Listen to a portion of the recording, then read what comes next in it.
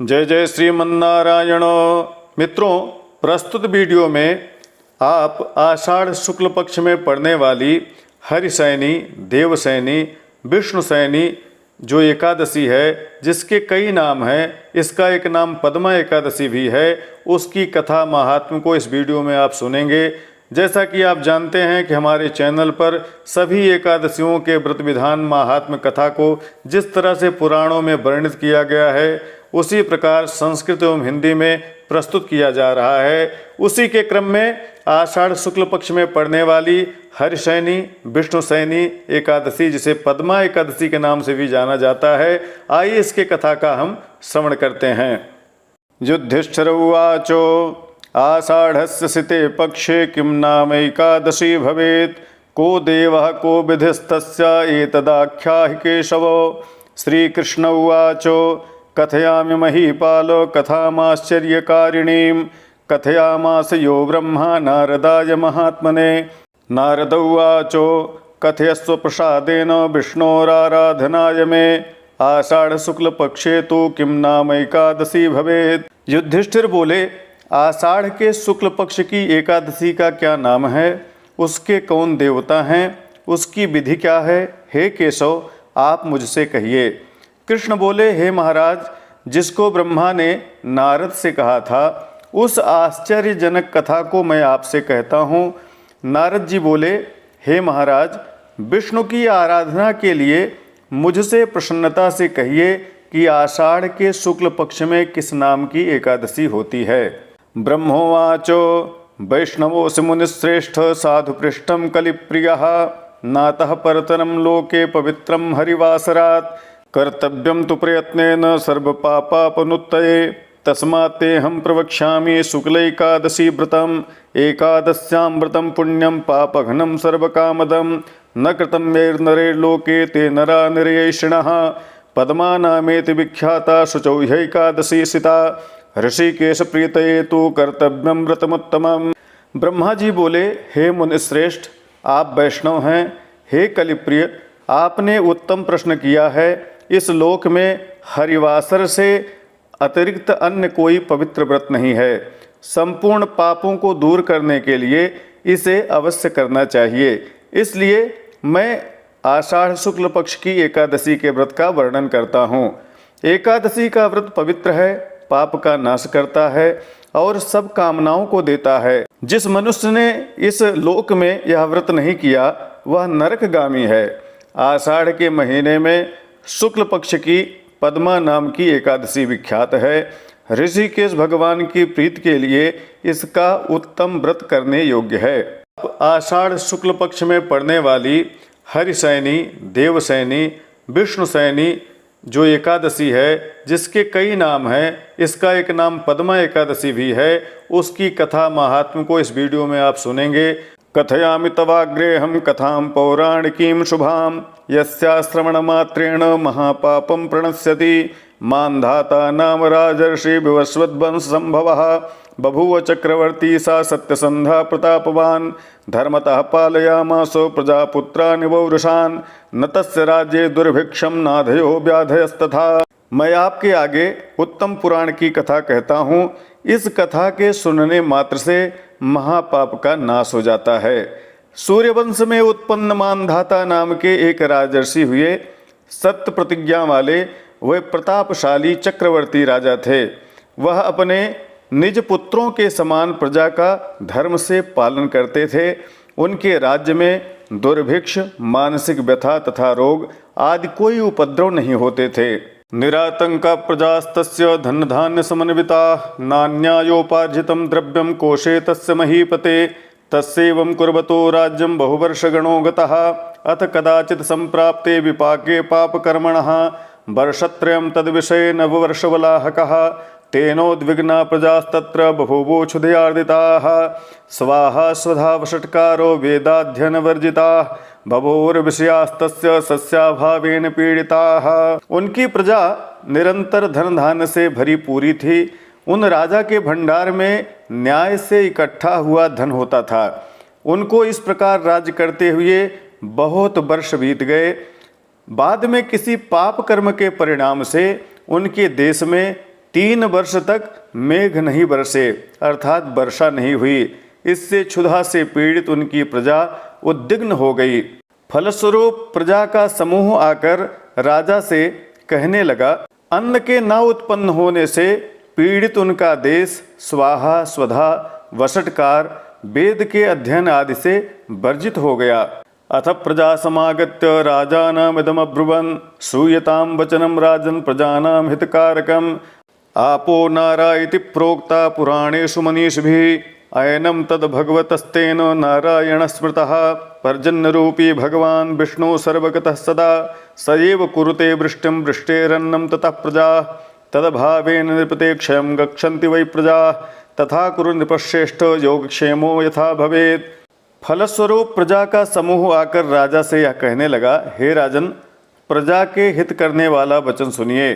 पुराण में पंडितों ने जल का नाम नारा कहा है।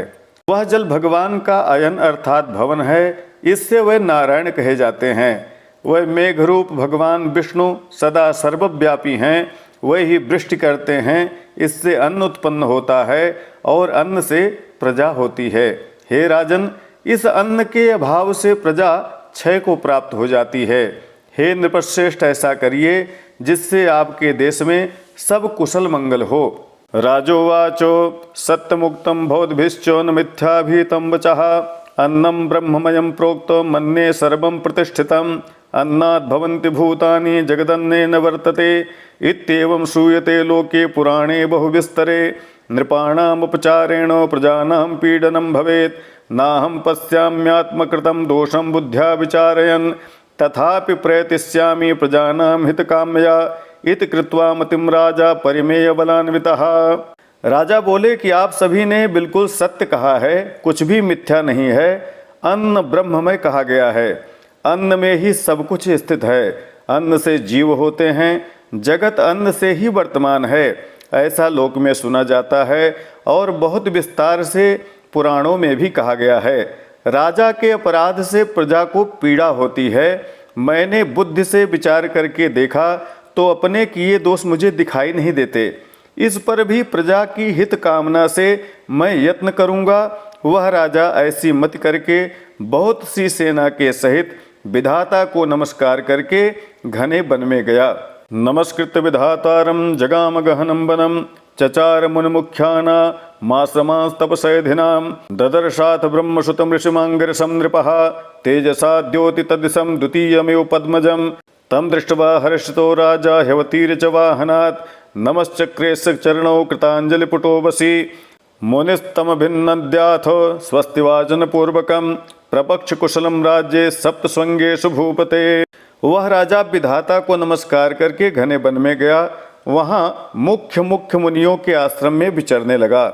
फिर उस राजा ने ब्रह्मा के पुत्र जो अंगिरस ऋषि हैं उनको देखा। सारी दिशाओं को जिन्होंने अपने तेज से प्रकाशमान करके रखा है, दूसरे ब्रह्मा के समान वे ऋषि प्रतीत हो रहे थे।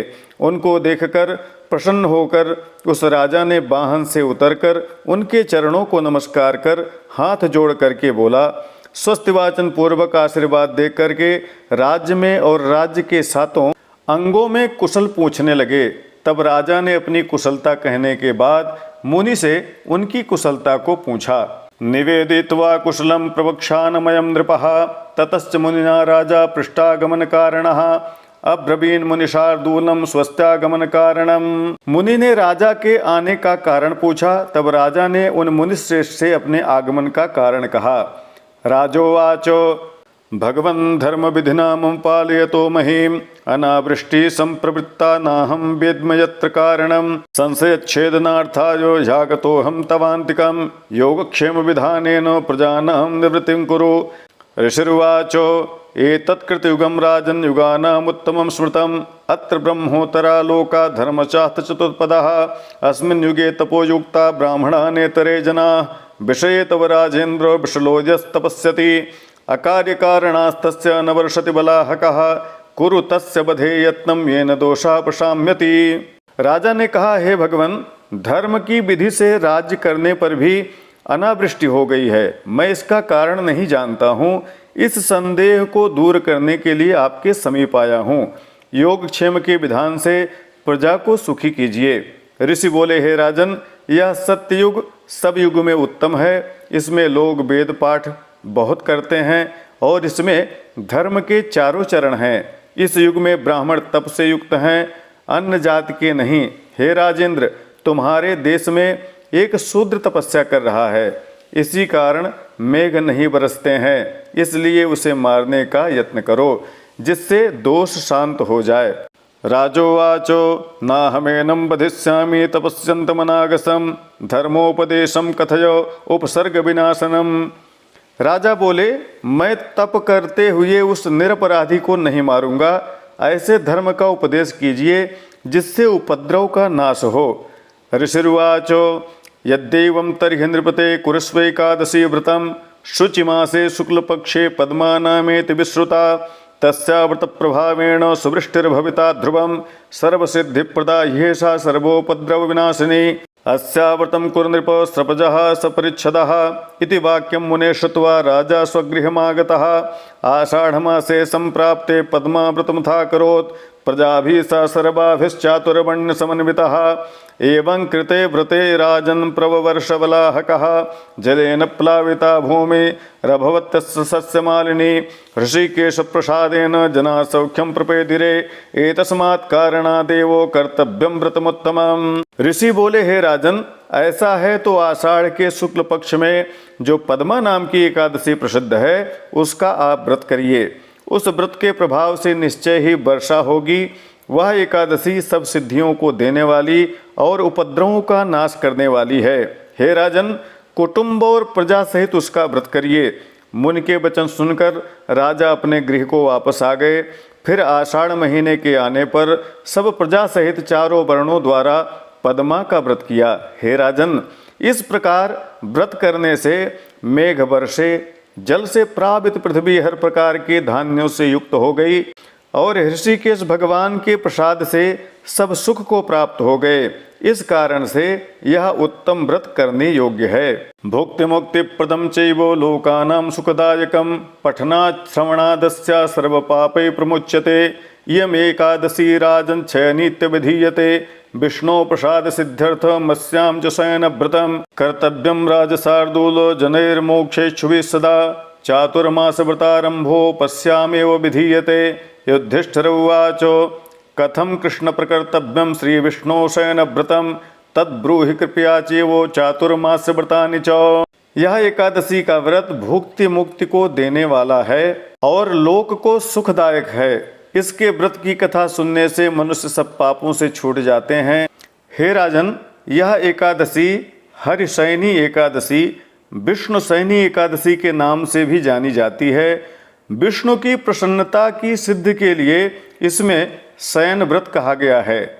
हे राजशार्दूल, मोक्ष की इच्छा करने वाले मनुष्य को इसका व्रत सदा करना चाहिए और चातुर्मास के व्रत का भी आरंभ इसी हरिशयनी एकादशी से प्रारंभ होता है। इस तरह से आपने आषाढ़ शुक्ल पक्ष में पड़ने वाली हरिशयनी विष्णुशयनी एकादशी, जिसे पद्मा एकादशी भी कहा जाता है, उसके व्रत को सुना, उसके महात्म्य को सुना कि इस व्रत को करने से किस तरह से अनावृष्टि दूर हो गई और पूरी प्रजा जो है वह सुख को प्राप्त हुई। बोलिए वृंदावन बिहारी लाल की जय। इसी तरह की प्रामाणिक जानकारियों के लिए व्रत पर्व त्योहार ज्योतिष वास्तु तथा ग्रह बाधा निवारण संबंधी जानकारियों के लिए बने रहें हमारे साथ। नमस्कार। जय विश्वनाथ।